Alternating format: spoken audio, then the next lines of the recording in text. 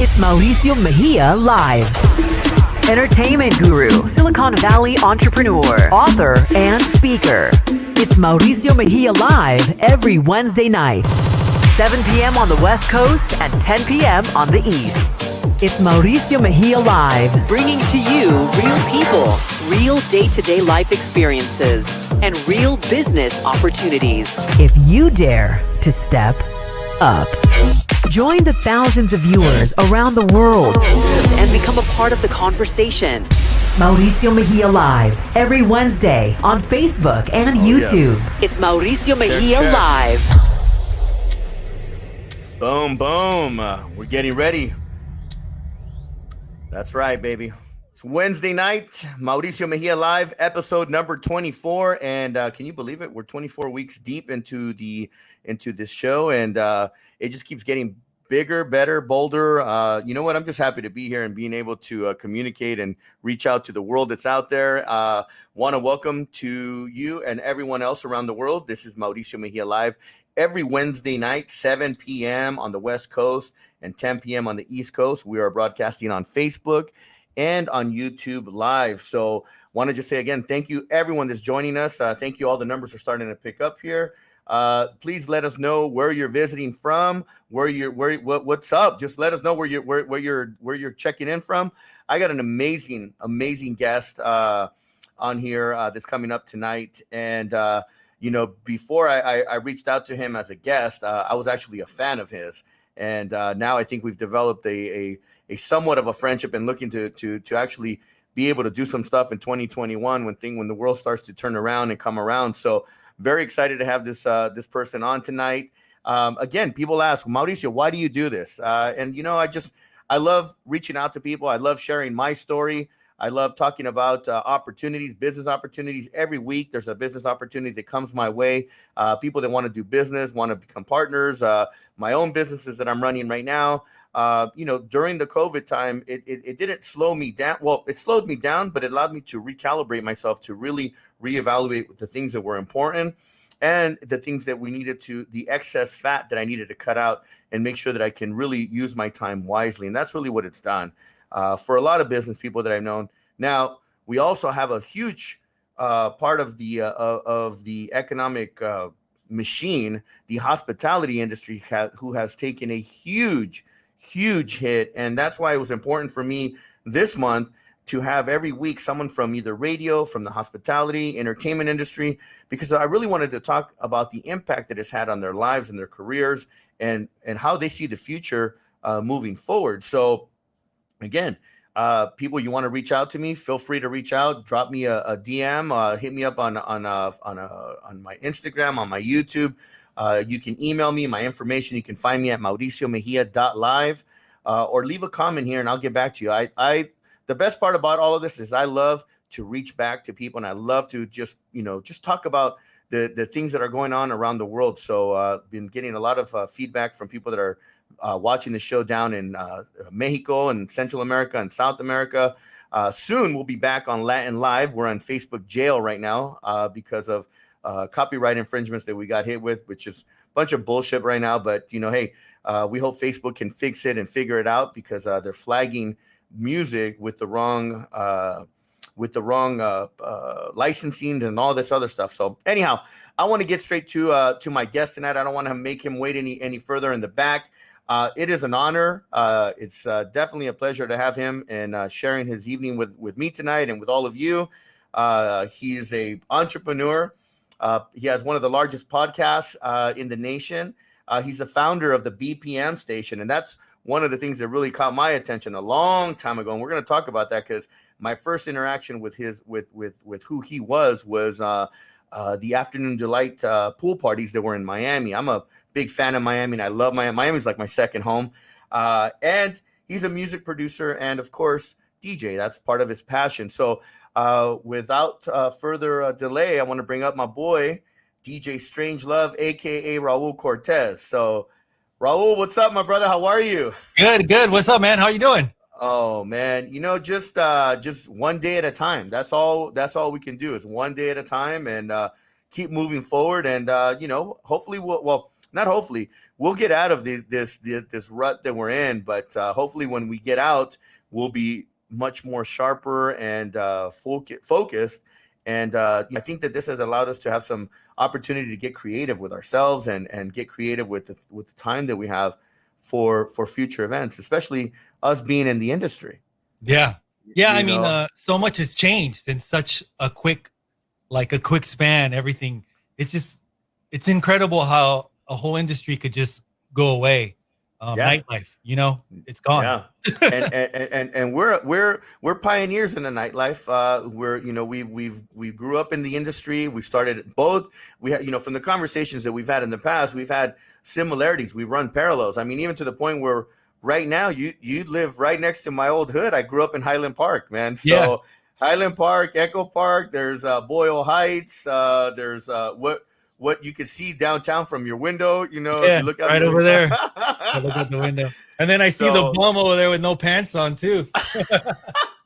Oh man, LA is crazy. I mean, it really is, man. The world is crazy right now, but we got to power through it. And being that we were just talking backstage, and the industry has just our industry, the hospitality and entertainment industry, has taken such a major hit. I mean, if you think about it, and we'll go into it, but let's go into who Raul Cortes is, aka DJ Strangelove.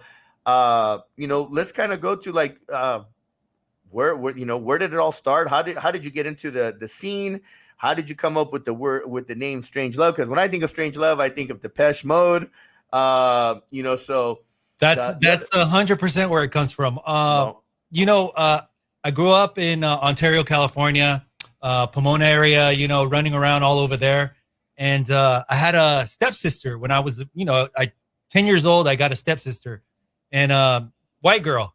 So, we were, she would come and hang out at the house, and she would play these records, and I would hear the music that she was playing, and it was like Stones, Rolling Stones, and John Cougar Mellencamp.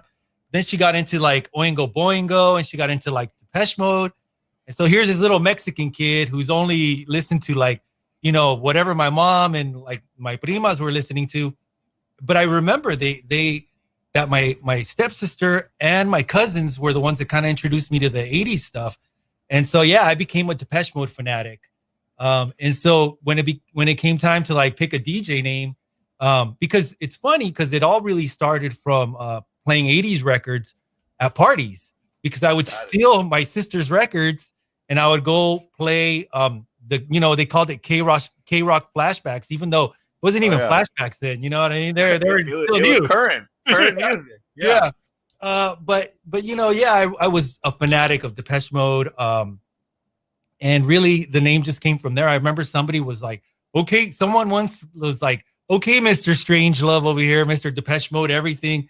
And it just kind of went from there. And I tried to change it. I went to a RSL Corleone, which was like kind of like a name I put on myself when it's so crazy when I really think about how all this kind of like developed my nicknames. And I was telling you earlier, I work at Paramount Pictures. And like I was a fanatic of The Godfather. And I tried to use that name. But I would be in the mall and people would be like, yo, Strangelove. And I'll be like, oh, damn, they spotted me. They called, and I could never get away from the name. Wow. So I love the name, man. And I think that it's been, you've done an amazing job at branding it. For me, when I think of K-Rock or that, I mean, I think of growing up when I used to listen to K-Rock. The stations that I listened to back in LA were Power 106, obviously. We used to listen to Power Tools, and we used to listen. I mean, for me, that growing up in LA, the 80s and then 90s, really when the music revolution, the scene really started to really take off for the next generation, because we were coming out of the 80s and that whole disco era. Mm-hmm. But house music really just taking off, and then just being a part of that the roots, the pioneering, being around the guys that set the tone. And by the way, we got Modern Romance in the house tonight. He's in here, said what's up in the comments. I don't know if he what's up, Modern? But you got guys like Tony B, DJ. For me, one of my favorites was DJ La Rock. La Rock is great. Larry. Richard Vision. Well, back then it was Richard Humpty Vision. Now it's Richard Vision. But there was so many, Tony Largo. There was, again, all the different raves and all the different parties that were going on that set, planted seeds when I was growing up. And all I remember is that at 15, when I got my first opportunity to start promoting, street kid passing out flyers, I fell in love with the scene, and I knew that right away that's what I wanted to. Music, I fell in love with music, and music was what really, I honestly kept me alive, growing up in the streets. LA's it, and now, you walk in Highland Park, it's like you can walk around in flip-flops and not wear. Back then it was rough streets. I mean, it was infested with cholos and I mean just craziness. I mean, people were just nuts back then, but now it's the cities have changed, these little areas that we grew up in. But music definitely was something that saved my life, man. And I fell in love with the nightlife scene, and the rest was history, man. But I with you, man, I think that the first time I came across your name and really your voice was when the Afternoon Delight podcast was going on, and Miami is just, I love Miami. Like, if I could just pick up and move to Miami and make do the same amount of business that I do here out there, I would not even think twice. I would bounce. Here's the thing, you probably could. You really probably could, man. I might consider it, because I love, like I said, I love Miami, and being on that beach and just the energy in Miami. Amazing. It's just amazing. But it's also seasonal, because they got some extreme weathers out there. So I don't know if I can stay out there for so. I guess during hurricane season I'll be back in Cali, and then in non-hurricane season, actually by coastal, they say. Right. So they say that the best time to go out there is October to May, which is perfect because it gets cold over here, and then come back May to October to California. But March is it, man. Come on, March Winter Music Conference and Ultra, and like this year we were like, it was funny because a friend of mine was like, "Yo, let's go! Come on, Raul, let's go. We went last year. Let's go again. Come on." I'll be like, "Girl, hold on, man. Some weird stuff's happening. Let's not buy tickets yet." And then, long story short, look what happened. And I was like, "See, I felt it in my gut. Something was up." And it's funny you were saying about how the music. So it's funny because I started with the 80s, but you're right. In 1991, when I found house music, and that dance music just really, it's funny because you said about the cholo. My cousin was a hardcore cholo, and I remember my tío going, "Hey, mijo, tráete contigo a los parties. Vete, yo sé que te gusta ir a los parties. Llévatelo porque para que no esté en esto de los cholo." And I'd be like, "Okay, tío, okay." So I took him. I remember we went to a party at the Casa over here off the freeway, and that changed our life forever. From then on, it was techno and house music. And can you imagine seeing a cholo doing dancing to house music in his? In the IE. That's the IE. You just described the IE, the rebels and the cholos, man. House music, man. Though, Hey, I gotta tell you, man. Oh shoot, up in here. Hold on for a second. Can you hear me? Yeah, I got you. We still got you. All right, hold on for a second here. Something happened. My of course it's gonna happen today. We're about to have a hot show, and this thing has to act that's the way of the world, man. That's how it works out. Give me a second here. Let's reboot this camera, and we'll make it happen here. Hold on. Boom, boom. I'll put the radio on the station so we'll advertise. There it is. You're back. He's back. There we go. All right. By the way, what's up to Tony B? He just logged in right here. Tony B in the house. We were just talking about you, my brother. Your ears must have been burning. I have a Tony B record that I got. I bought it from him, and we were gonna put it on the label, and it was such a dope record. And we just, the label never really got around to like actually putting stuff out. It was the money back then was different, so we could never get it out. But it was really dope song. It said something about the bass is filtered, and it was a Tony track. So good, man. He's one of the dopest producers, like unsung hero producer. People don't even know. Like they know, but they don't really know. Yeah, we had Tony B on the show, and we were talking about just the whole the pioneering of the industry, just all the different stuff. I mean, it's just crazy, man. When we start thinking about where we were and where we're at now. Yeah, it's a crazy time to see and think where we're at right now. I mean, this is just It's a new talking world. about like, yeah, I mean, when we talk about like Pascual, these are guys that I grew up with when we were young. We were in the game, started Insomniac. You got people that are just have put their heart and souls into these big massive festivals, and now we're having to rethink things. But hey, man, you were just sharing with me backstage there the day. What is the day? Day trip festival. Trip. Adam and Pasquale kind of joined up on that. Or, I mean, Pasquale's done amazing things. I went to EDC Orlando. I went to EDC Mexico. It's just we were gonna go to a festival in Guatemala. I was gonna go with Adam. I'm like, Adam, you're DJing in Guatemala? He's like, yeah. I'm like, I'm going with you. He's like, dude, please, I need you to come with me. I was like, all right, man, done. And then it got canceled.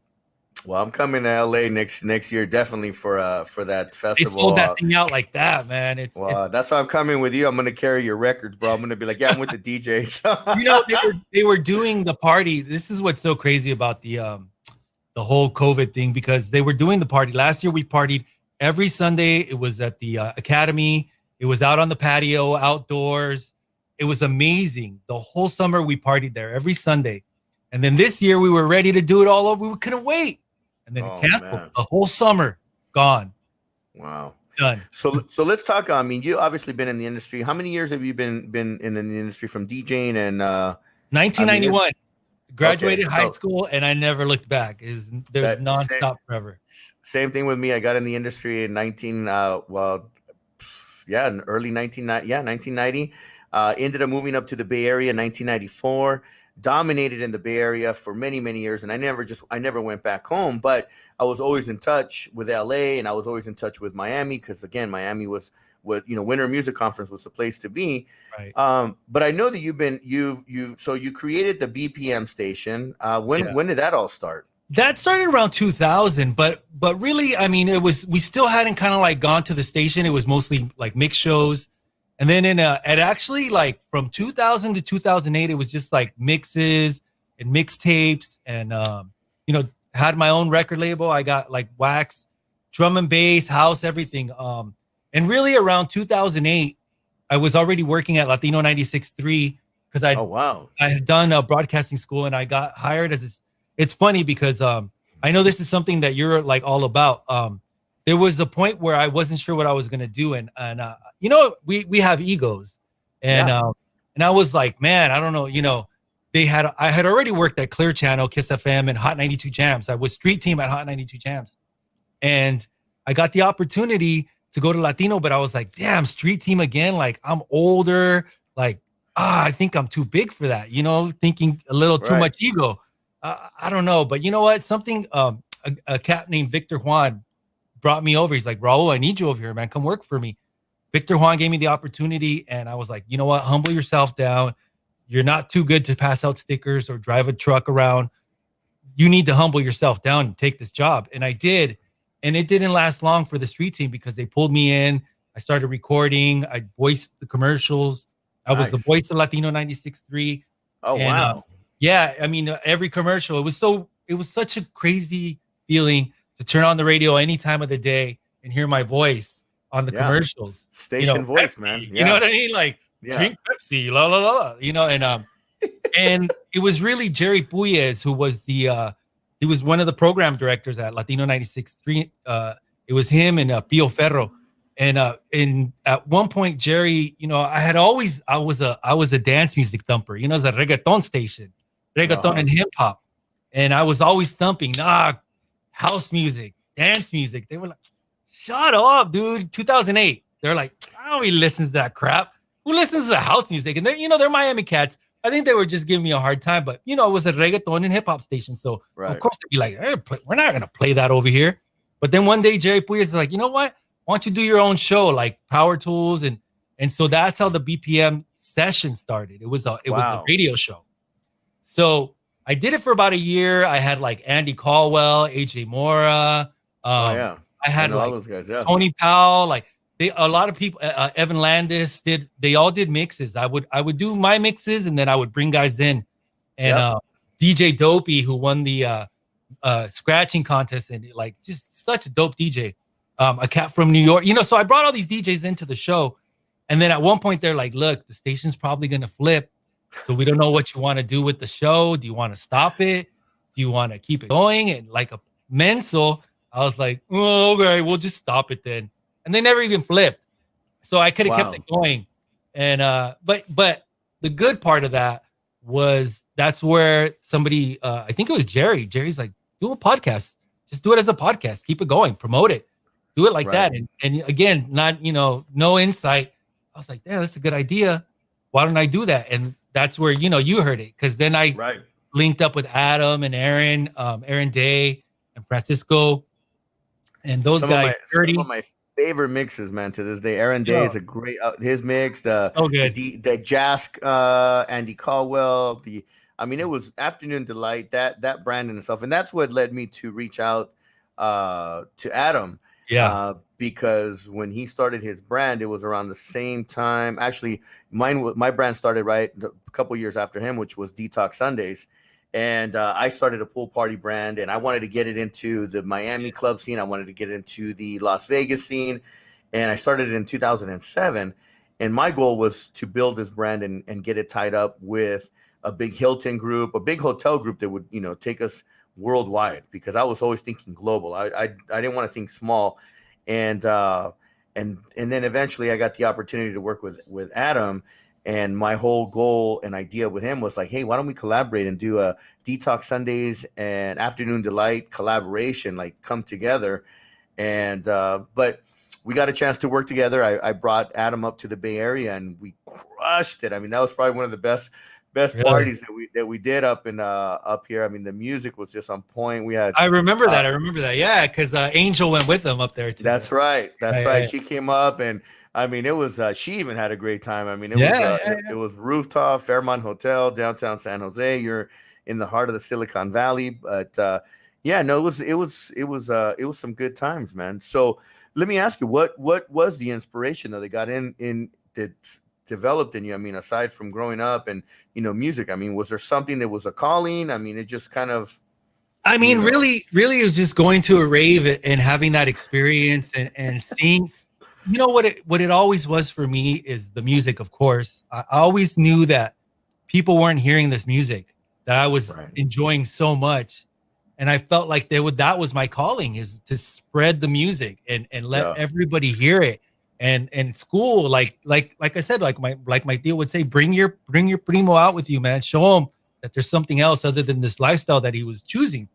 And then my cousin Stutters, they call him Steve Stutters, Victor, his real, because we thought Brad Baker and all these were fake names. We didn't know that these guys, that was their real name.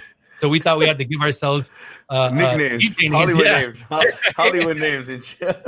But Stutters, he really did. He left the Cholo life, and he started doing lighting, and he started doing lighting for raves, and he had a big kilowatt laser, and he would do lasers at raves. So it really did pull him out of that. And we all loved house music, and it was, come on, 1991. We're talking about, that's when Strictly Rhythm and Nervous and all those labels were, just all the Eric Murillo stuff, rest in peace. But like all that music really, like it just started there. And then, you already had Frankie Knuckles and all these cats that were just amazing. So the music was a big part of it. Really just sharing the music. That was the most important thing for me. Well, music is universal. It's a universal language of love. And house music is a very, very it's a very happy sound, and it's very deep. The drums, it beats into your soul. I've loved house music since I was a kid. Aside from the hip hop and all the other music that I've listened to growing up, and I appreciate all music. But house music was just, it's in my blood. It's you put in a good track, like we were listening earlier, and then boom, I'll start bobbing my head, and next thing you know, it just starts coming out. The moves start coming out, and I just want to get down on the dance floor. So now let me ask you. I know that you've been in the industry for so many years. COVID hits in March, shut down second week in March. I know that the impact that we've had up here in Northern California. It's shuttered restaurants, hotels, all nightlife is completely destroyed. And I know that LA went through it, but there's also part of the nightlife, the entertainment sector that really got destroyed is the gentleman clubs and that industry. And I know you dominated. I can just imagine your voice at these clubs already. Yeah, coming up next, we got Barbie coming up. Yeah, I mean, over 20 years as DJ in a strip club. Wow. I mean, it was like 1999, I think. Around 1999, I started. So yeah, it's over 20 years. All I gotta say is that you've had to deal with some serious. I was reading the book over your shoulder there, and I was seeing how you were like, "Oh God, that was just." It was by far the worst experience that I've ever had in my life. Okay, and you would think you would think that everybody was like, yeah, I want to own a strip club. This is the ultimate. Like, you're gonna have all these beautiful women, but that's the plus. I mean, it's a perk in there, but you got to also deal with the personalities, man. And you got 15, 20, 30 women in the room, and you don't know whether you're a shoulder to cry on, daddy, counselor, the boyfriend. You got to pretend to be you're the circus leader, the ringleader, the pimp. I don't know, man. You name it. You're like. I was reading your book, and that's what you mentioned in the book. And it's funny because I think what happened with me is I definitely felt the way you did, but I was able to stay in long enough to where I started to realize, you know what? I know that a lot of the girls have a hard life. Yeah. The drugs, the drinking. I mean, so many different, some girls are just trying to make it, just trying to feed their kid. Some girls are trying to put themselves through college. And so what I learned after I got past because I was the grumpy DJ that was just like, shut up, don't talk to me. Like, go on stage, Yeah, go on. Oh my God. You get past it, and I really started to become friends with the girls, and just they knew that also, I wasn't creepy with them. I was always real respectful because that's what I was taught. The women in my life were great and taught me, hey, you respect women, you treat them right. And don't get me wrong, there's plenty of nights where I was like, oh my God, I wanted to pull my hair out. No. But I learned. I progressed. When my whole thing was, you're right, coming in, hey ladies, I need you guys on stage, blah blah. I'm like, hey ladies, how are you? But I wasn't getting reaction and then finally I was like, the place is packed, nobody wants to come out. I came in, I literally just boom, kicked the door in. All right, I need all you girls out now. I'm like, once you raise that voice, it was just kind of like, and that's when I realized, I'm like, this is not for me. I'm like, this is I mean, I did it for a small period of time while I was in transition of opening up my own ultra lounge. And I did it it was just nuts going through that experience. And, but that industry has been destroyed. Yeah, it's gone. I mean, right now it's gone. Yeah, it's, I mean, I don't see how these big chains like Spearmint Rhino, the Sapphire in Vegas. I mean, I've never been in these places. I've just heard. But, okay. But I've heard that these places, they're just, I mean, how do you do social distancing? How do you do that? I mean, but and can you imagine the impact? And like in Miami, Club 11.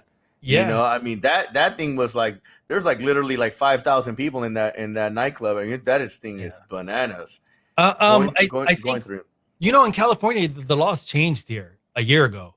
Exactly a year, in January, the law changed, and this whole Uber and the independent contractor. I know you know a lot more about that. Yeah. So that law affected California strip clubs already. So we were already headed this way. Wow. So this was like, I mean, people say, well, what else could go wrong? This was really the what else could go wrong. You know what I mean? Yeah. And I don't even ask that anymore because I don't want to know what else could go wrong. Oh yeah, I'm mad at myself that I even said it out loud right now. But 2020 has just been back to back, like it just nonstop. I'm like, man, we got the world got hexed because, I mean, again, we're having to recalibrate ourselves. We're having to rethink, how are we gonna come out of this and turn our upside down. But just how are we going to turn it around? And Yeah. that's just kind of, again, you being in the industry. Fortunately enough, you got other things going on. You work at Paramount. I mean, share some of that experience. Paramount's got to be crazy too, because they're not filming movies. I mean, how do you film movies with Well, social we, distancing? we just went back. I'm a security guard there, man. I won't even front like I'm not No, filming you're out. I'm a security guard.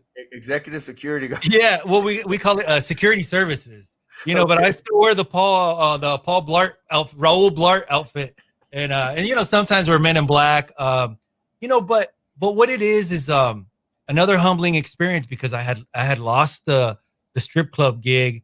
That's how I ended up living with Adam. Adam was my roommate. Adam and I were roommates, and I had lost the strip club gig, and I needed a job, and Adam had posted somewhere like, I need a roommate. If anybody needs to like rent a room, hit me up. And I didn't even know him that well. I know him, but not that well. But I hit him up. I was like, yo, I see you got this room for rent. I'll take it if you still got it. And so I moved there. And at that time, that's when everything's kind of like was kind of not going well. It was 2008, the recession. Oh that, man, that really screwed everybody. You read my book, Smoky Mirrors, man. 2008 was the turning point of my life. I mean, it was crazy. But yeah, so go ahead. 2008. So 2008 comes around, and here I am. I'm living off Melrose and right there, Van Ness, and we're living over there. And I used to drive by Paramount all the time, and this is a crazy story. Every time I tell this story, I still can't believe that it's true because it's 100% true. So I kept driving by Paramount. I kept looking over at the big place, and I was like, there's got to be work inside there. I don't know what. Maybe it's cleaning toilets. Maybe, you know what? Humble yourself again and figure out how to get a job there. So fast forward, one day I'm with my daughter, and I used to work at this record store. All the other time, all the stuff before making mixtapes and all that. During that time, I worked at a radio. It's called Radio Futura. It was a record store. Yeah. So I stopped in one day. I stopped into the record store. I didn't work there anymore, but I had my daughter with me, and I was like, let's go and check on the guys, say hello. So I stopped in, and one of the guys is like, hey, where do you live now? And I was like, oh, I'm in LA. I live off Melrose. Yeah, I'm actually looking for a job. And one of the guys is like, yo, my brother works at Paramount. Why don't you get a job at Paramount? I was like, bro, please help me get a job at Paramount. And he's like, well, I'll call my brother. I'll see what he says. And so, Noel, I know Noel. Noel was like, yeah, hey, he calls me. He goes, hey, man, I could probably get you a job, but it's a security job, man. Just, you're going to be a security guard, but just don't make me look bad, fool, And I'm like, bro, I need a job. Right. Now, so here's the crazy part. So in my mind, I had my friend Neil Jackson, who lives in New York. And at that same time, I was talking to my boy Neil Jackson. I was like, bro, LA seems like it's over. Like the strip club's done, the recession. My boy Neil's like, bro, my couch is here. Come to New York, move to New York. I got you. Start your life in New York. It's a good move for you. It's a really good move for you, Raul. You should do it. And so I'm like contemplating. And so both things had come up, like the job, security job, or go to New York. Security job or go to New York. And I was like, I was just kind of chicken. But in my heart, something kept saying New York. But I was like, you know what? I'm going to do the security job. And if I hate it and I don't like it, I'm going to leave it. I'll just leave it and I'll go to New York. I'll just close up shop, forget it. So I take the job. So first day at Paramount, they're like, all right, your assignment, you need to go back to the back lot. They call it the New York Street back lot.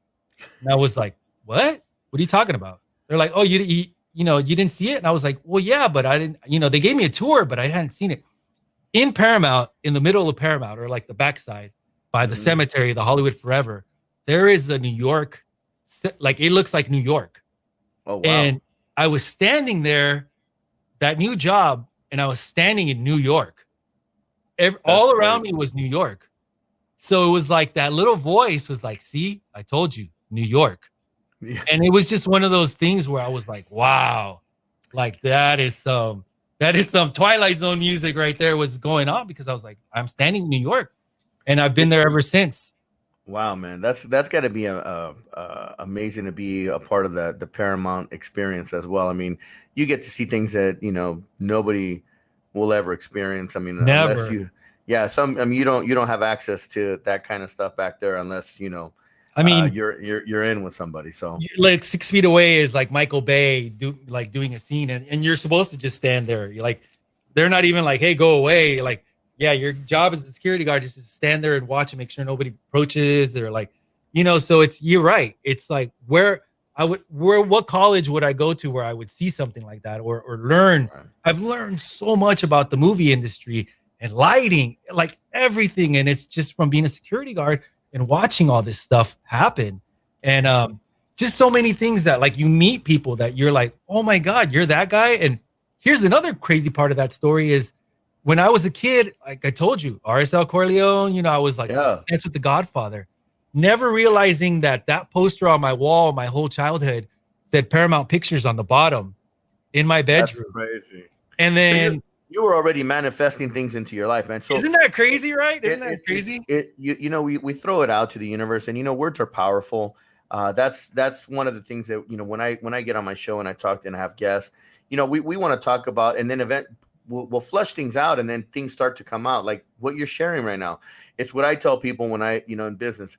I set my mindset and I give myself a direction, and next thing you know, you're following that direction. You're going in that direction, and the things that you have talked about, you start to attract, and those things that you talked about at a young age, or you may be joking about, you really attracted it. So what I say to you right now, man, is you're not just a security guard, man. You're doing greater things, and you're involved in greater things.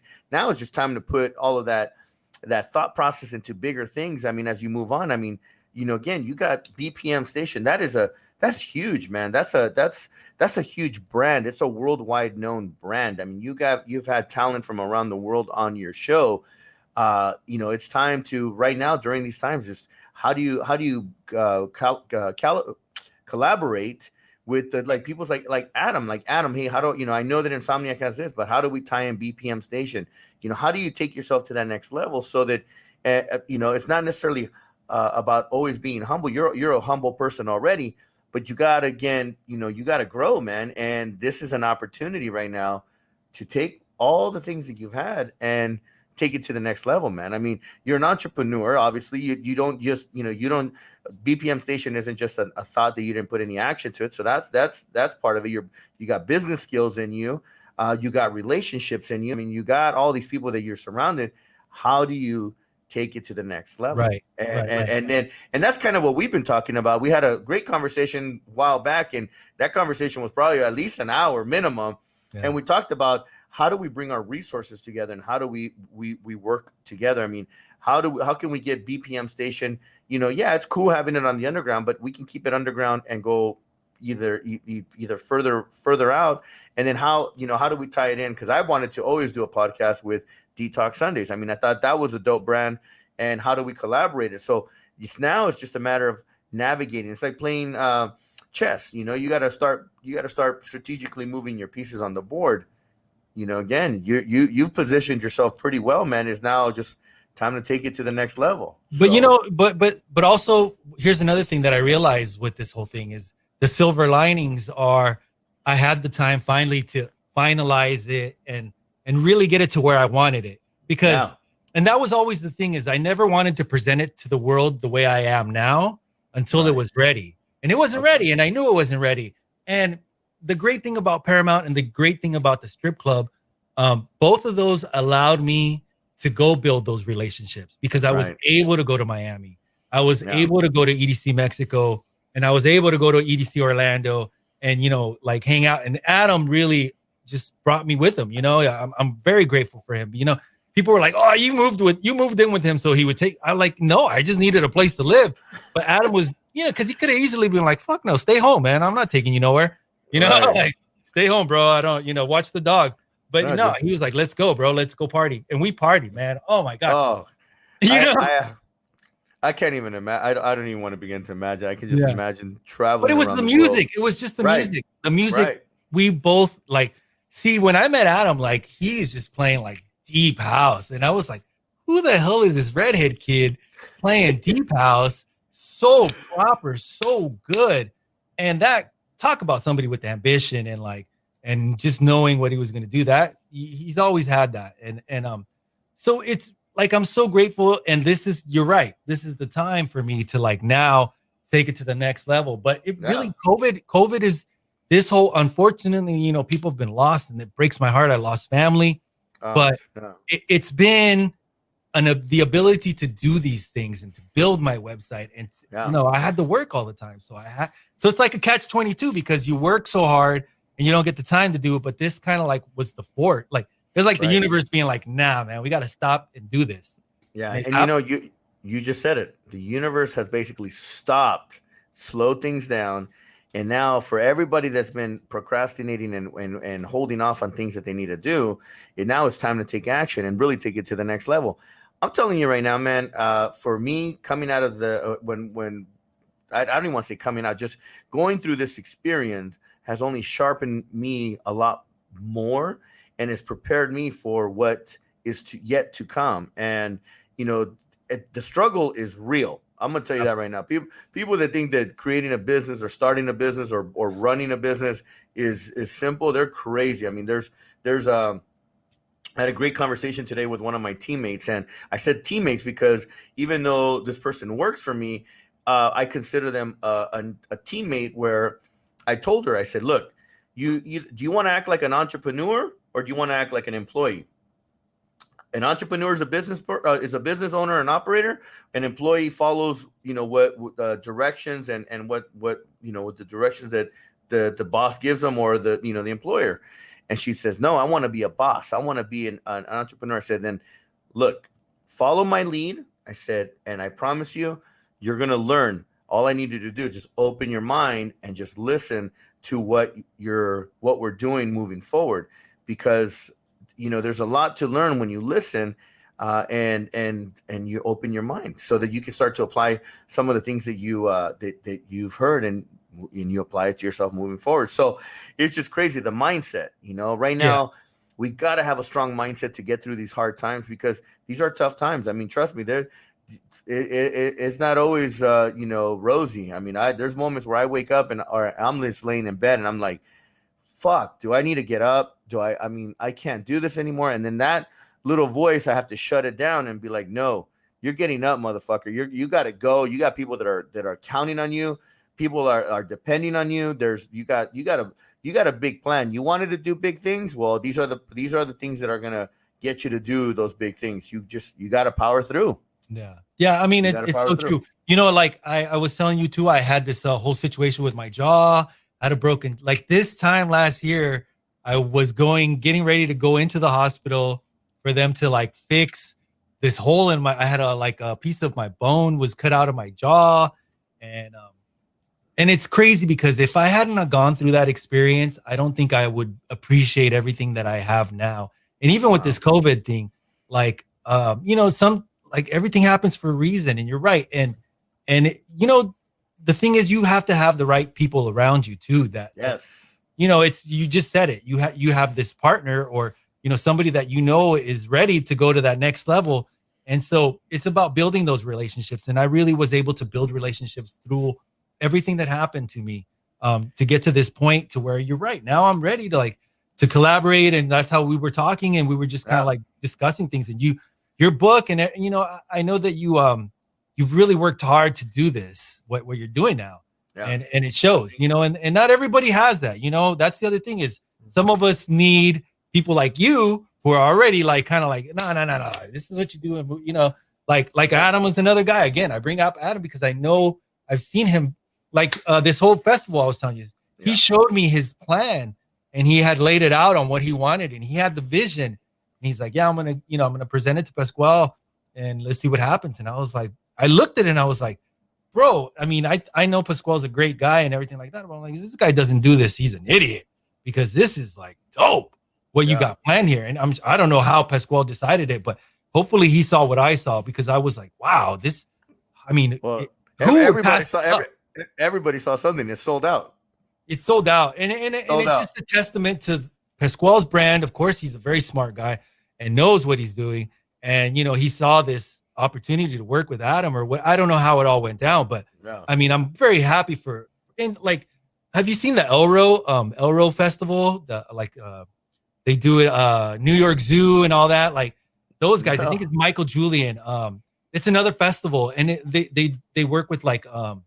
I think his name's Okuda. I don't. He's the artist, but they've done these really cool festival parties, and it's just like next level art. What's Art of the Wild? I went to that in Vegas, and it's just to see these festivals build something so amazing, and then to see this thing shut them down. But I know those guys are planning, and to see Pasquale take this adventure with Adam, and they already planned for July next year, so they have vision. They have a plan. I mean, who knows what's going to happen, because we all got to be healthy and survive and not die from COVID. Right. But and that's the important part right now. That's it, Raul, and that's one of the reasons why I took it upon myself too to take it to the next level, even with myself and my health. Last 8 weeks, probably longer now, I've lost 20 pounds. I wanted to focus like if this shit's gonna get me, man, it's gonna get me like fighting. Like I'm gonna come out and fight this thing, because it's real. I know people that have gotten it. I know friends in the industry that have gotten it. And they're still here, thank God.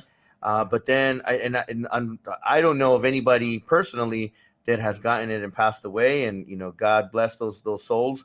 But it's right now, with the way that the times are, we don't know what to believe. We don't know left to right, up and down, front to back. The news is just full of, they're so extreme that you don't know what to believe. You got leadership that just sucks right now. I mean, you need someone to come out and give you the sana. I mean, I have candles over there lit, man. A green and a white one, I like candles too, man, every week. I'm a big candle believer. White for keep peace and harmony, and red when I need that strength and that power and that activation. Yeah. But it's bananas. We were working with Insomniac up here to bring a festival to the Silicon Valley, because I feel that Silicon Valley needs something like that, an identity festival that can really take it to the next level. Being that we're the technology capital of the world, we're a global destination, and we had plans for this year, for this summer, to do something, roll something out as well. And unfortunately, this is what we're dealing with. I'm working with a business partner of mine. We were bringing out the Clockwork events brand out again. They used to do these big parties at Atlantis, and I mean, just huge festivals. And we partnered up. We were going to roll them out this year. And again, things happen for a reason. It's bought us some time now to figure out, okay, what are we going to do next? How are we going to take it to the next level? And 2021, I'm telling you right now, after this election, and this is my thing to people, if people want things to change, we need you to go out and vote. Get involved and vote. Your vote is important. Everyone's vote counts. And if you don't vote, I don't want to hear bullshit the next day, because that's the first thing I ask somebody. It's like, when they start bitching and complaining, I ask them, did you vote? As soon as they say no, then I'm like, look, you don't have any right to talk then, because you didn't get involved. All you're doing is bitching and complaining. You need to get involved and participate, so that way you can be a part of the change, if that's really what you want. Yeah. I'm telling you, man, after this election, no matter what, people are going to let loose. This, they're putting this whole scare again, that this thing might come out again in the flu season. Well, we were already in the flu season when this shit came out the first time. COVID-19, 19 stands for 2019, not virus number 19. People need to know how they define this thing. So we've already gone through one flu season with this thing.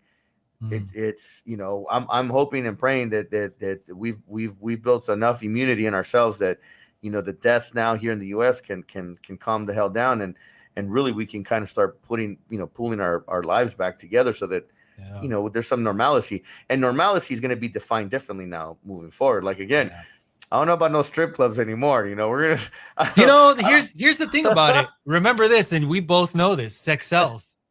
Yeah, sex sells, man. People buy it. I'm not gonna repeat what your post said, but your post was I can't help it sometimes, bro. I'll be laying in bed just thinking, and I'm like, oh, that's a good one. Dang, I read that post and I cannot stop laughing. But I can't imagine a stripper with a mask, Yeah. The joke was, I'll put myself on blast. The joke was how much cocaine residue is going to be on the inside of the mask. when the stripper's done with it. Oh man! But you know, I love the girls, man, and the girls always know. They know I'm gonna give them a hard time because they'll give me a hard time. Be like, "Stupid DJ, you played the wrong song." I'm like, "Sorry, my bad. I did." No, I played that one on purpose. No, you know, sometimes you got 20 girls telling you all these songs, and then I play the wrong song for the wrong girl, and be like, "Oop, yep. that wasn't her. That's not the same girl." They're not tipping you at the end of the night, man. You know, like you were saying though, man, it really is just, you know, this thing's got to go away. And I don't know if it is, but if it doesn't, you know, but people are going to, that's the thing with the strip club. And people are the ones, because I'm always like, I think strip clubs are done. And they're like, are you crazy? Sex sells, bro. There'll be vatos in the club the day it opens. I promise you. Oh, no, absolutely. It's just to see what, maybe not in California. I know in other cities, it's just going to, you know, it's going to become, again, we'll see what happens, and I'm not gonna put my focal point here on strip clubs, but the whole industry, it needs to turn around, and it just needs, you know, we need to bring back entertainment, because again, music, entertainment, the getting out and traveling is part of life. I mean, we all work hard to do things to enjoy, and right now it's just a crazy time, and we're gonna power through it, man. So let me ask you, you know, do you get involved in your community, you know, as being as far as in the industry? I mean, do you get involved with I don't know, any community outreach? I mean, actually, believe it or not, I actually have done.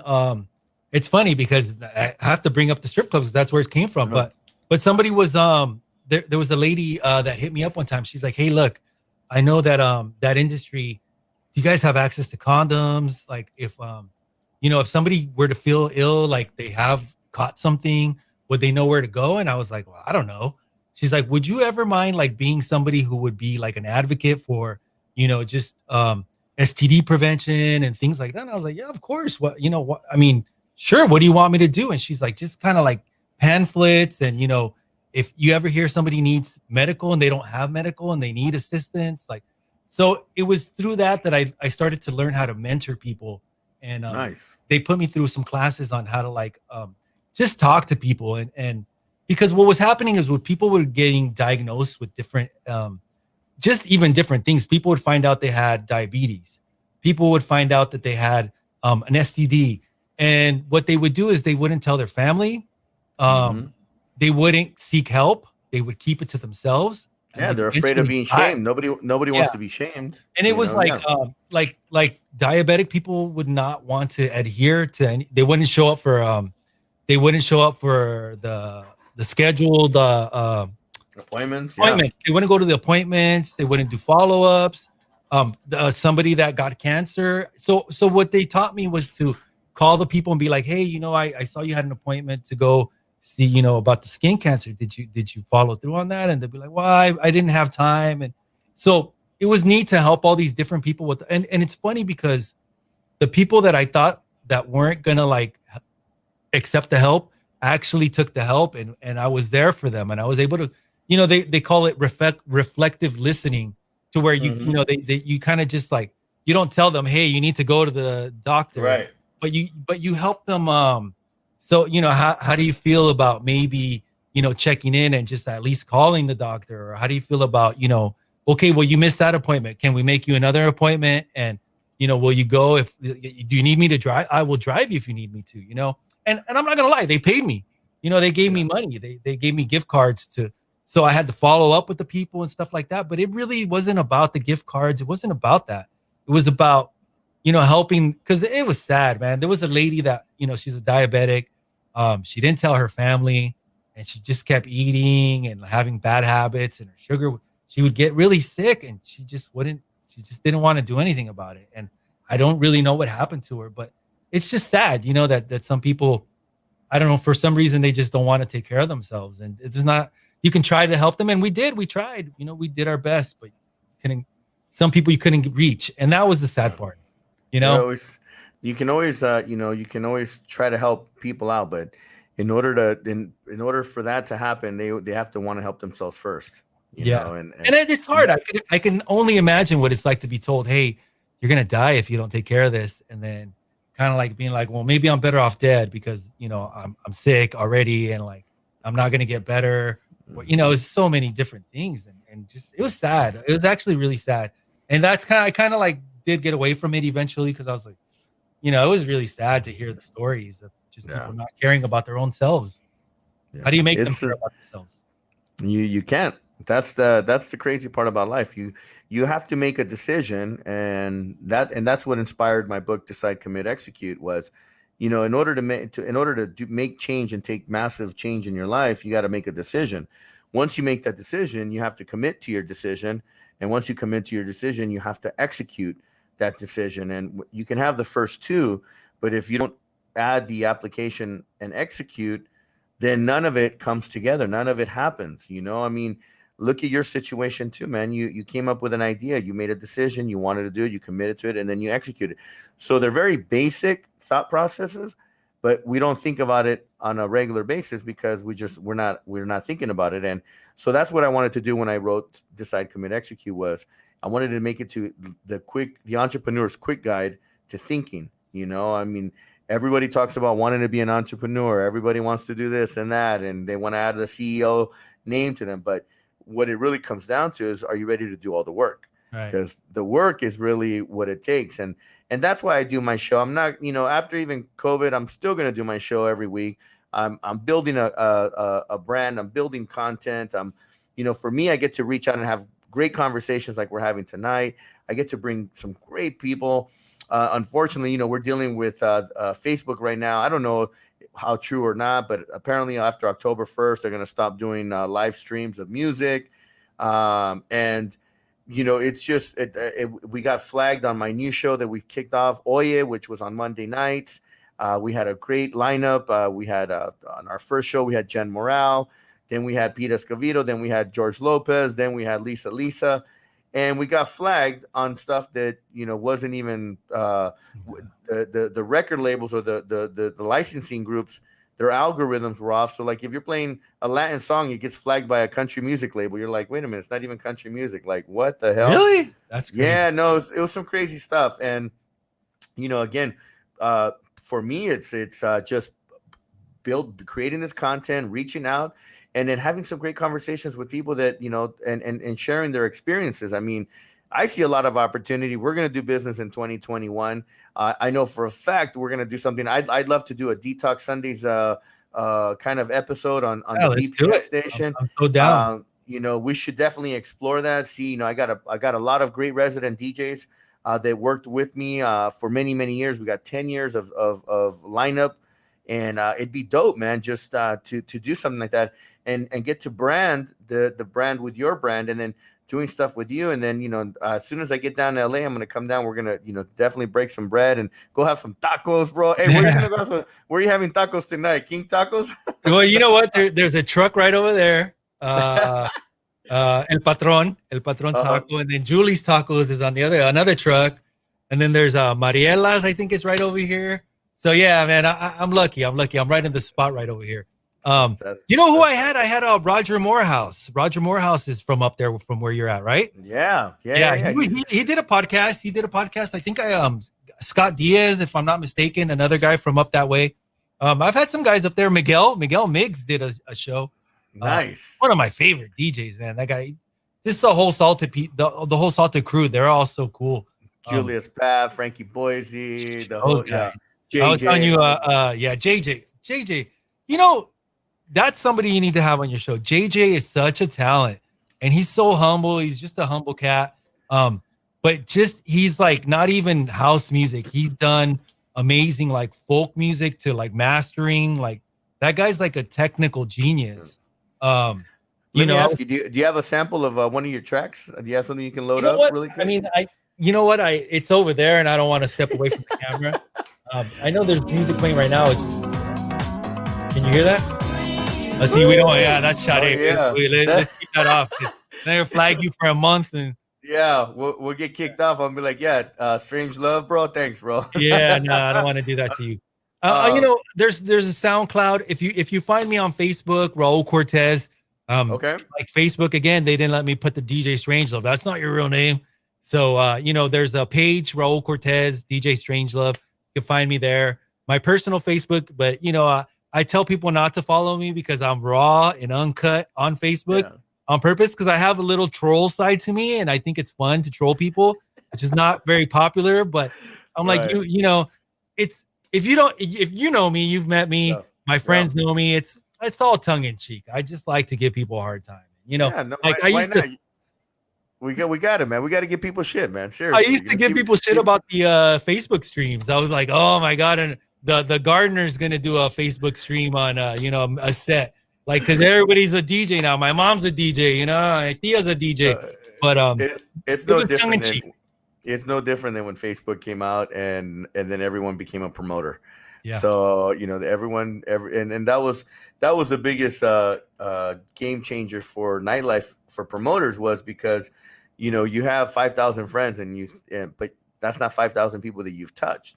Right. And for a promoter, for a real promoter, like I knew for a fact, hands down, I knew my crowd. I knew the people because I purposely stood in front of my club doors and greeted everybody. I mean, I might not remember your name, but I remember your face. There's things that I pick up so that the next time I see you, I greet you with that open arm that give you that warmth, that feeling and welcoming of being at my venue, man, and appreciation. So crazy times, man. Crazy. Just again, I'm just glad that I was able to get you here on the show, man, and that we were able to talk about things. Let me ask you, what are some of the things that you feel that have gotten you to where you're at today? I mean, I've heard you say throughout the show that we talked about humbleness. It seems like being humble has been a successful ingredient to where you're at today. What else do you think has contributed to the things that you can look back and say, damn, man, look where I'm at today? You know what it is for me. I would say, yeah, there's some humbleness in there, but I always kind of like, it's funny because I used to hate that. I used to hate when people be like, yo, be humble, be humble. And I think the thing about it is life will humble you, whether you want it or not. You know what I mean? Hey, amen. And true story, man. Yeah. The world, if you put out arrogance and some crazy energy, man, the world will come down and it's slap hard. you It's hard down. not to have an ego because you like work so hard and you try to like build yourself up and then you succeed and you're like, all right, see, I knew I was the shit. And then, something happens and you're like, no, guess what? You're broke and you're eating ramen noodles again, Oof. and that's just the way it goes. And you have to accept it and you have to move on. And, but it's also friendships and having good people and being raised. I was raised by women, my mom, my abuelita, my tia. My stepdad came into my life when I was 10 years old and he's this crazy white guy, like just the greatest guy, but the worst example on how to be a guy because he was like, we would go to the market and he'd be like checking out girls like, woo, what's up, girl? Like the guy was wild, man. He used to drink, but I love the fact that he did show me how to be a man when I needed it. Because, my tios would give me a hard time, like, Raul, no, eres marica, and all, like, tios, how Mexican tios are, like, cabrón, no, ándale, con unos huevos, cabrón, and like, and Marvin, my stepdad Marvin, was a great example because he's a white guy, and so he also showed me that it's not just Mexicans out in the world, there's white people in the world, and this is how we do things, and these are our traditions. And, and they, like I said, they taught me about rock music and Depeche Mode. And I would have never known all that stuff. Like, I mean, maybe I would have, but it was their influence and them, I learned about country music. And I always liked, it's funny. One of my friends is like, you only like blondes. You don't even like brunettes. But I liked blonde haired, blue eyed girls when I was a little kid, I'd never seen girls like that until, so it's funny because you learn different cultures. And then, my best friends, so I hate to say this now, it's so weird to say this now, but my friends were black, and I know that that's an influence that my boy Tony Jackson and all these guys taught me about hip hop. My boy Rodney in junior high, and you're not supposed to say, well, I got black friends, so I'm not a racist, but I'm not saying that at all. But I'm so appreciative of those black friends, my boy Aaron Melion, because they taught me another culture that I didn't know shit about. And and you have racist Mexicans that are like, no te juntes con ellos. No, you got racist. You got racist everything, man. I'm growing up in LA. For me, there was no color lines. Though those years that we grew up, you had. I mean, the early '90s was bananas. You had gangster rap. You had NWA. You had. I mean, there was the shit that's happening right now. I mean, back then it was so much more blatant. You had Ice-T. I mean, the music that was out there. I mean, you had Cop Killers, you had Fuck the Police, you had all that shit that was just crazy.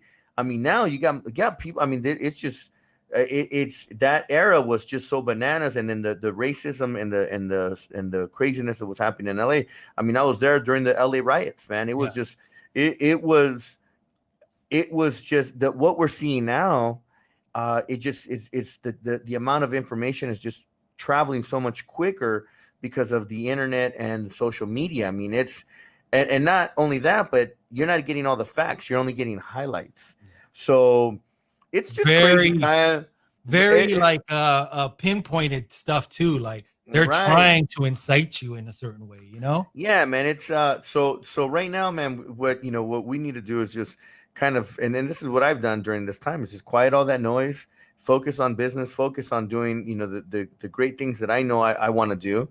And then and give some good energy out, because the amount of good energy you give out, you'd be surprised how much it comes back. And just the mind is powerful, energy is powerful, words are powerful, and we got to continue to stay positive, man. So, but the main thing about the question you asked is it was the music, because I was listening to Bob Marley, I was listening to Al Green, I was listening to the Rolling Stones and the Beatles. And so, I realized that all these cultures had different music, but I love their music. And, and it's funny because I'm not a fan of banda. Like, I don't really like banda. People are like, oh, what kind of Mexican are you? You don't like banda and corridos. Don't get me wrong. I get it. There are songs that I like, but that's not, I'm a house head. Like, I go house, and then I go, and then I go hip hop, and then I go, K-rock and rock, and then maybe I'll listen to a corrido every once in a while, and when I get drunk I want some Ramon Ayala, but but that's what it was. It was all those cultures taught me something else, like and it was through music. The music was so important, and it's always been important, and I don't ever see myself walking away from music, and I just don't see it, because I love it so much, and it's taught me more than any college could teach me. That's right. Any school, it's been the school of music, and it's important to me, and that's why I want to keep pushing it forward. That's the goal, to always push it forward. So let me ask you, your podcast, is it a weekly, a daily, when does your podcast broadcast, at least the new episodes? I'm sure we can log on and probably find some of the older episodes. Okay. Yeah, the podcast is bpmsession.com. You can go just bpmsession.com or djstrangelove.podomatic.com. It's right now, it's just really like I have like 4 dudes that are like, oh, I gotta get you that mix this week. I'm gonna get you that mix, but everybody's lagging. I don't know. I guess COVID's kind of got some people unmotivated, but I try to do it at least once a month. But here's the thing: is Podomatic. I don't want to put them on blast. I hope they never see this, but for a long time they were charging a lot for their service, and I was with Podomatic. I think I got up to like $500 for the year, and I was like, I'm not paying $500 or $500 for the year for, I just didn't want to do it because I felt like I put so much work into that podcast to get it out, and I promoted them by getting it out, and it got really big. We would reach people all over the world because we had these dope DJs, and it's funny. People would be like, you talk too much on the show. Well, I just wanted you to get the information. But so what I've done now, so I hit up Podomatic, and they gave it to me for $100 for the year. And they're like, you just, they sent me the email, like, come back, and it's $100. And so what I've started to do is put all the old shows back up. So all those Afternoon Delight shows are back up. Some of them are on a hard drive that I'm trying to fix the hard drive, because there's a lot of shows that are missing because they're on the hard drive and I can't get them. So they might be lost forever. But yeah, so like all the time I load up a new episode that used to be on, and people download it right away. It's like, so that's what I've done. I have a whole hard drive of music that I've downloaded, and I have so many of the Afternoon Delight mixes. As a matter of fact, I'm gonna pull that thing out, because there's some amazing. Send them to me, man. I need them. Amazing. Yeah, there's some amazing mixes on there.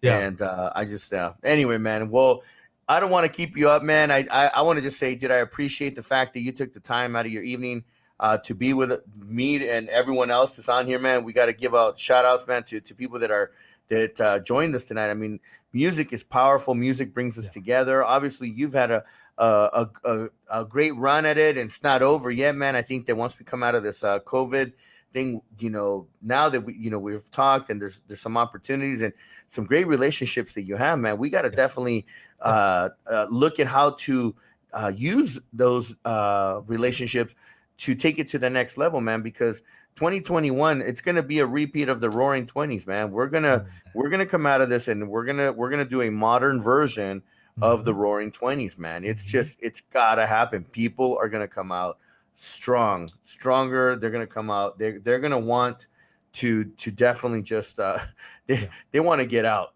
I know me and you have been talking. We've been talking and plotting. We're plotting, man. You and I, there's a lot of people like us. We're plotting, and we got plans. But to bring up my stepdad, he used to always say, "Don't count the chickens till they hatch." So you just plot. You don't really say anything. You kind of, let the product speak for itself when it's ready. So it's coming. You're right. Yeah. It's coming. And we're gonna do that. I mean, last week I had a great one of my good friends. Actually, he's an operator, nightclub operator out here, DJ Isaac B, and we talked about doing eventually something together. And we've known each other from the industry, so we're good industry colleagues. That's what I meant to say. So industry colleagues, aka friends, competitive friends.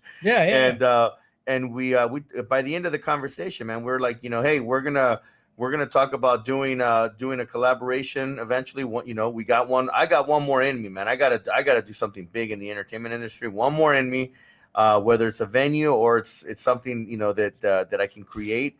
And but that's what happens through these conversations. We get to create some collaborations, and even with what we've talked about. Definitely, I think that before the end of the year, we're definitely going to bring one of the Detox Sundays residents. Do a Detox Sundays BPM session. And then 2021, man, we're gonna let loose. We're gonna come together and really plan out something big, man. So no, I got some stuff I want to put in your ear, because I know you're somebody to bounce ideas off. You have a lot of insight as a business person. See, I've been a worker for a long time, and it's nice to have somebody to talk to that knows business, because a lot of us don't have any idea about like the like you were telling me about how you're working on this new business, and it's like, whoa. And if you are like that, oh my God, can you imagine somebody like me that's not really like, no, tough. it's tough, man. I just launched a new business, and just the basics. You got to go to really basics, and if you don't pay attention to the details, the small details can break you and really tear shit up and put you in a bad position. So you gotta have respect for the business. You gotta have respect for what you're doing, and you gotta have the commitment. You can't just talk it. You gotta do it. You gotta make it happen in order to really have a successful business. And like I said, you got an amazing brand, and I'd love to do something with you and your brand. And again, just all it takes is just some good positive energy, some direction, and we'll have something good, man. So let me ask you something, man. Growing up in LA or in the Southern California, because LA is big, and and you grew up in one of the last parts of the LA County, the Pomona, almost right next to the Inland Empire. What would you want to tell somebody that's out there that loves music, gets thrilled by what we've talked about tonight? What would be your words of encouragement to people out there, man? My words of encouragement would be, do it for the right reasons, though. Do it because you love music. If you're gonna follow music, do it because you love the music. Like, I think what I see a lot with artists is they do it because they want fame, or they want followers, or they just want money, and they think, oh, well, that's going to get me the money quick. And if you're doing it for only the money, not that there's anything wrong with becoming a millionaire, like, that's not what I'm saying at all. But if you're only looking at that and you're not really worried about what you are as an artist, what you're going to, like, what's the mark that you're going to leave as an artist? If you want to follow music, do it for the right reasons. Do it because you love the music, because if you think you're going to get rich overnight, good luck. I mean, it's not impossible. What was the Gangnam Style guy or no? What was the guy that did American Idol and then became famous, had that one song? I don't remember, but But you could become an overnight sensation, sure, and you could have a one-hit wonder. That's great, but you gotta really love what you do, man. You gotta do it for the love of it. Like it can't be just because I'm gonna make it rich tomorrow. You said one hit wonder the other day. Somebody posted the song "Your Love Is So Divine." Oh wow, Miranda, and I'm like, I think was that you or somebody posted somebody posted Your Love Is So Divine. I'm like, yeah, the song, that's the hook. It's a one hook, one hit wonder. But we had her out. We had her out, and it was one of the biggest parties. Like the most money I ever made was probably at the Miranda party, and she performed the song. She had the other song. She had another song. Who was that? Was that Aqua Boogie? I don't know. It was Aqua Boogie, but I remember that song. I'm like, how do you perform Your Love Is So Divine when it's all it is one hook? There was like 3 or more. There was like 4 more lyrics in there. There was a little more. Well, you know what? But that's one of those tracks. Like Follow Me, that song on the Merc records, like Oscar G and Ralph Falcon. Every now and then, like all those songs, man. Like they're timeless, man. People hear that stuff. They come running, all the tias and all the old disco biscuits run out to the dance floor for that one. It's awesome though, Oh man, those are the jams, man. You throw that the Aquanet set. People love that stuff. Man, it's anyways, we can keep going on and talking about some great moments, man. Again, Raul, DJ Strangelove, brother. It's been an honor to have you, man, and I'm looking forward to doing some business with you. And really just taking it to the next level. The BPM Station, working with you and my brand, the Detox Sundays brand, and not only that, but then working in collaboration. I'd love to sit down with Adam eventually again and see how we can collaborate, on another venture, because that guy is super creative. And Pasquale, man, to the guys, the whole Insomniac crew, man. That guy, so much admiration for that guy. I can't even imagine all the craziness that they went through just in losing all of their festivals this year. I mean, it just and the kind of money that they've lost and that the communities have lost because these events didn't happen. So we're gonna stay in touch, my brother. We're gonna do some big things. We're gonna end up wrapping it up tonight. But I want to again thank you again for taking the time. And if people want to come out and if they want to catch you on social media, it's Raul Cortes, or they can look you up on DJ Strangelove. Yeah, DJ Strangelove 09, which was supposed to be DJ Strangelove OG, but it was taken or something. So I did DJ Strangelove 09, that's when I started the social media. It's the BPMstation.com. And I always like to clarify, we are not the one on Sirius. That's not us. We were before them. But, they got lawyers that I don't want to deal with. So we'll just leave that alone. But the BPMstation.com is me. That's my baby. And then BPMsession.com is the podcast, or DJ Strangelove.podomatic. But all that stuff's on the Facebook and on the Twitter. And, follow DJ Strangelove 09. So do me Thank you, Mauricio, man. Thank you for having me on. I appreciate this. Thank you, bro. And it's crazy. Look, an hour and 18 minutes have gone by. Really? And it's I got right here. I'm watching the timer, and time will go by just because we're having great conversations and we're talking about things that we enjoy, man. We love, and we don't have a problem going. I mean, I can keep going on for another hour, man. Just talking about things of the industry, and then just 2 hours will go by like nothing. But hey, I'm gonna try to convince you to open a strip club, since I know you're all about that. No, thank you, bro. No, you know what? If I ever did that, I'm gonna hire you as a DJ or as a general manager. Kill it. You can deal with that bullshit. Hey, we'll kill it, dude. I got a team. Don't worry, I got a team. I've been in it too long not to know what I'm doing in that business. Oh man, there's no way I'm going back, bro. I know you wouldn't. I wouldn't do it either, bro. I don't want to. I'm good. And not in California. I'll tell you that much, man. Not in California. So no, seriously, thank you for having me, man. I appreciate that. Your audience is I know I see who you talk to, and I'm really bummed out that they shut your guys' Facebook down. That sucks. Hopefully, you guys that comes back. It will, and when we come back, again, everything happens for a reason. And it's going to allow us to recalibrate and then come out stronger than ever. So, Oya will be coming back on the radio, on Facebook and on our YouTube. We could have kept going on with the show, but it didn't follow with what we were originally trying to do. So, hey, my Wednesday nights has been going strong. We're on episode number 24. Crazy, man. That's 24 weeks because I started this 2 weeks during the COVID. And then I was like, man, what am I going to do next? I'm like, I got to start something to keep my sanity. And that's how I started my show. And, 24 weeks later, we're still here, man. So yeah, good job.